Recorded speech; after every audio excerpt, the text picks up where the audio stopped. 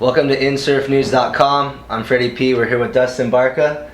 Thanks for being here. Always a pleasure. Now that you're on the CT as a rookie, what do you find different or easy or difficult about being on the World Tour now? I find difficult is the energy that people give me. You know, a lot of people involved in the contest and whatnot, I think they have a perspective of me that they don't know me, so they don't know how I am. They think I'm gonna like want to fight them or something. I don't know. How are you feeling on tour this year? Surf-wise, I mean, who cares about all those other people? Yeah, surf-wise, I feel pretty good. I don't feel like I've even come close to surfing up to my potential. Not even close. I think every contest I'm starting to loosen up a little more, so hopefully by the midpoint I can really step up to my potential. You know, you do jiu-jitsu and you do the MMA thing, and I know it's great training. How is it doing those kind of things? The thing I like most about it is the respect part of it, and how like you'll meet like the toughest person in the world and he'll be like the most humble person you ever met.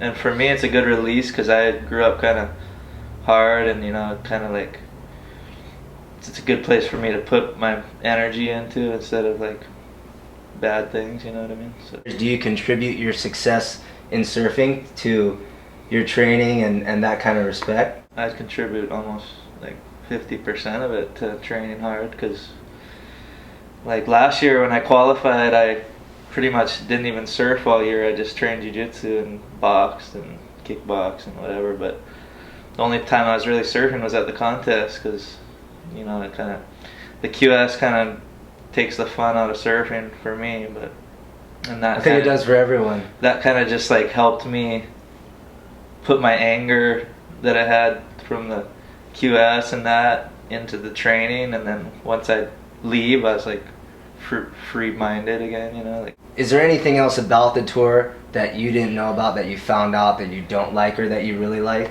I didn't know about the new format till my heat at Bell's. All of a sudden there's like 5 different formats these guys can pick from. I thought it was gonna be, because at Pipe they got that four-man format where there's 2 heats going on, you have like an hour to surf or whatnot, you know.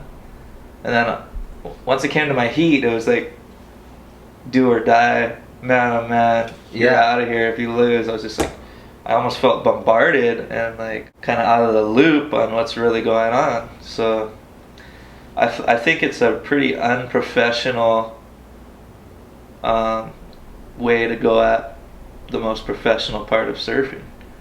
Yeah, you make the top 44 and then you actually don't make it because you have to start a round before the top 16.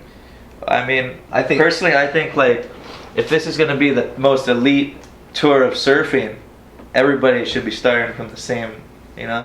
If you're going to be called a world champ, you can't call yourself really a world champ if you're not starting from where the other guys are starting from.